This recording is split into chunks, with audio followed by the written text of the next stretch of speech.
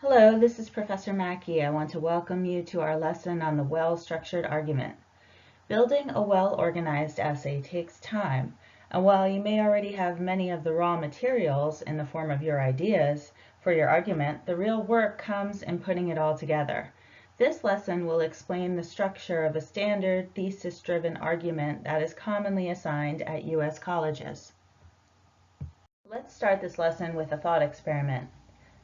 Imagine that you have a new friend who lives about an hour away from you. You've never been to this friend's house or even heard of your friend's town. In one scenario, represented by the picture on the left, you ask your friend for directions and she starts telling you a bunch of details about her home and street, how she lives in a white cottage with a narrow paved driveway. There's grass in her front yard and a tree in front of her house.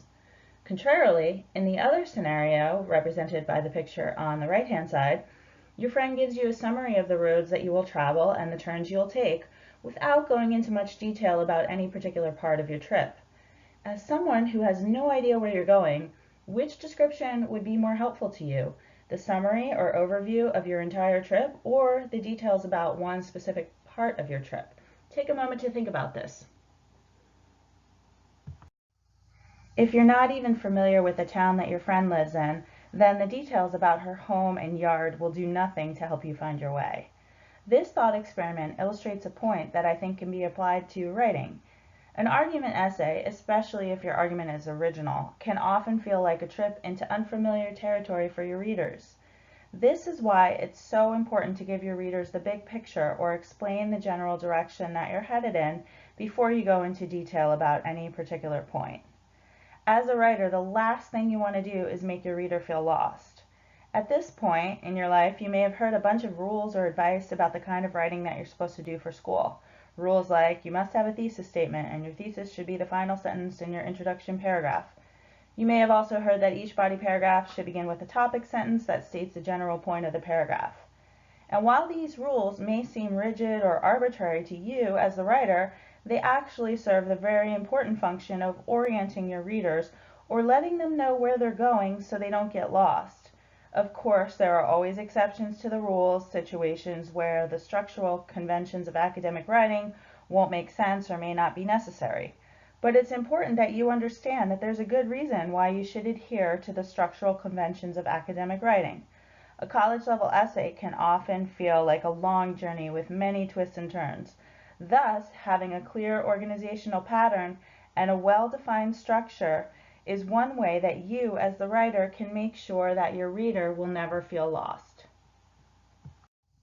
Before we take a deeper dive into some of the main structural conventions of academic writing, here are a few key premises to keep in mind as you expand and revise your argument essay. First off, as we discussed, it's best to give your readers a big picture roadmap before getting into your supporting examples and details. This will make comprehending your points and understanding how each point fits into your argument much easier for your readers. Second, it's important that you focus each body paragraph around a single point that relates to the big picture of your argument. Think of your body paragraph as a zoomed-in snapshot that is situated somewhere within the big picture of your argument. Third, a well-structured essay will offer reader clear signals in the form of topic sentences and transitions.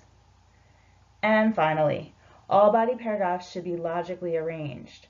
As depicted in this picture, imagine that your reader is blindfolded and you are the guide who is responsible for leading your reader through the unfamiliar terrain of your argument.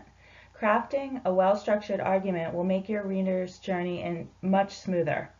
When an argument is well organized, it's more easily understood and ultimately more persuasive because readers will not need to spend extra energy figuring out how everything fits together.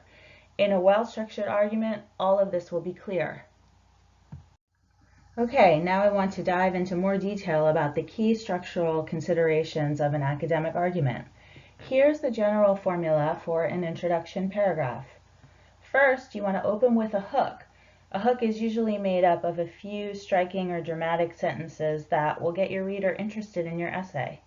Many hooks involve rhetorical questions, startling statistics, paradoxical statements, unusual facts, vivid examples, anecdotes, or analogies. Keep in mind that the hook should be short, specific, and interesting.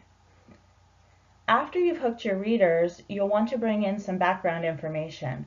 This will usually involve a brief introduction of the issue or the conflict that you're writing about.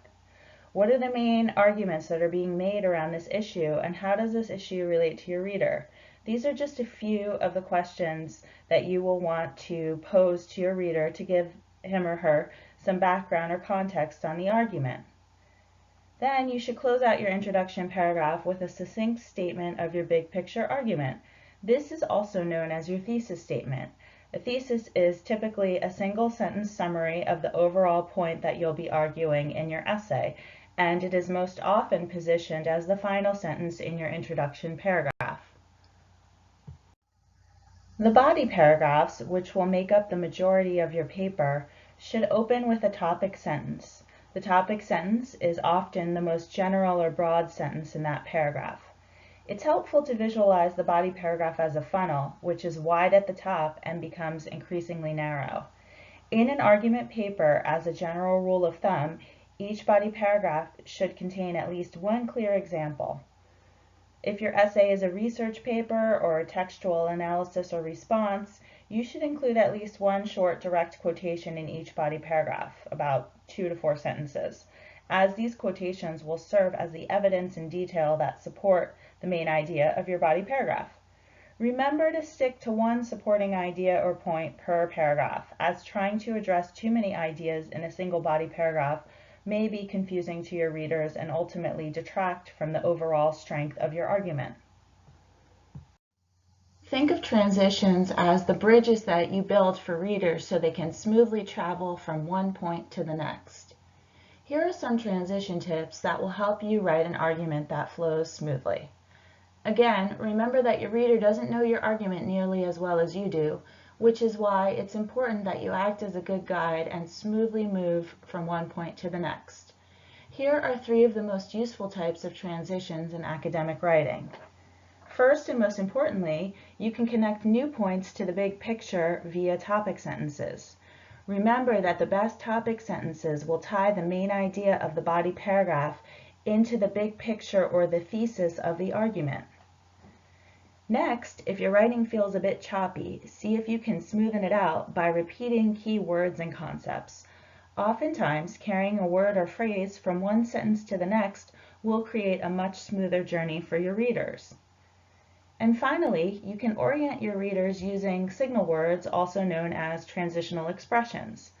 Transitions can help clarify the timing or sequence of your essay using words like before, after, during, first, second, finally, next, then, etc. Transitions are also helpful in signaling the logical relationship between ideas. You can do this using words like because, therefore, but, however, etc. There are many other categories and examples of transitions, but the ones that refer to logic and sequence are the most useful and the most common. Similar to your introduction, your conclusion paragraph should also offer a big picture overview of your argument. However, your conclusion should not merely repeat your introduction. You want to reinforce your introduction, your thesis, your point, while leaving your readers with something to think about or inspiring them to take action or view the issue in a different light. Here are some ways to conclude an academic argument. You can end your essay with a vivid anecdote that brings your thesis to life. One strategy is called the hook and return, intro, and conclusion, in which you return to the hook that you opened with in your introduction with the purpose of giving your readers additional clarity in your conclusion. Another satisfying way to end an essay is to state the larger significance of your argument.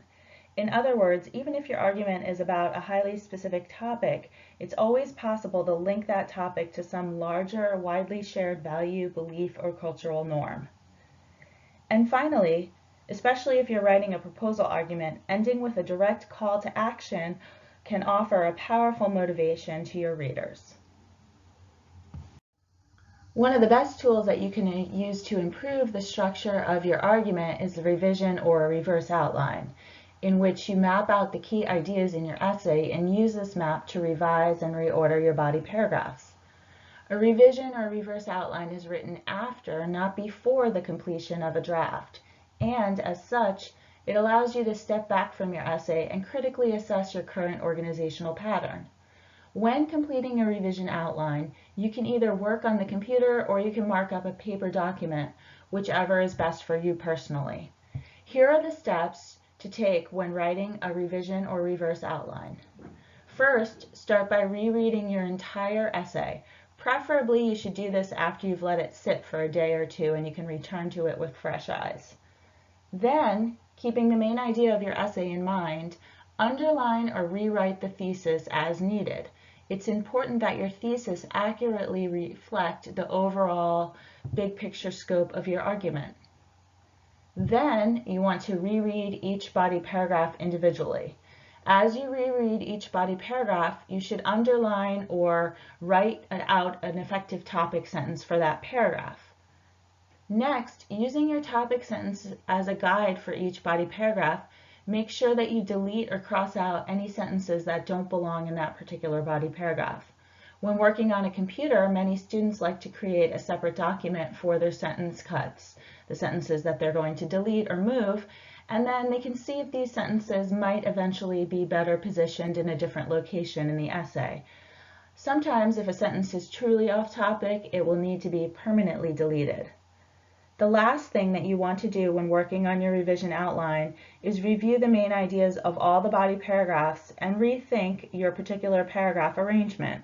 Remember that you want to position paragraphs that deal with similar points side by side for a smoother flow. Always consider your reader's perspective and what would be the most logical order of information for someone who is not familiar with this issue. Again, remember that the point of the revision outline is to give you a chance to map out your argument and assess your focus and organization, both of which are very important to your reader's understanding of your argument. I'd like to conclude this presentation with a reminder that building an argument is a bit like building a house, in that it's not enough to simply possess the raw materials and put them in a pile. In this case, the raw materials are your main points. What really matters is how you use those materials and how you put everything together, and this is your organization and your structure. Structuring or designing a good argument, just like building a home, takes time and work, and you may find yourself circling back to alter certain things to create a stronger structure. Be patient and persistent and understand that revision is a very important part of the writing process and it will take time. Remember, there's no such thing as a bad essay. There are only essays that need additional revisions.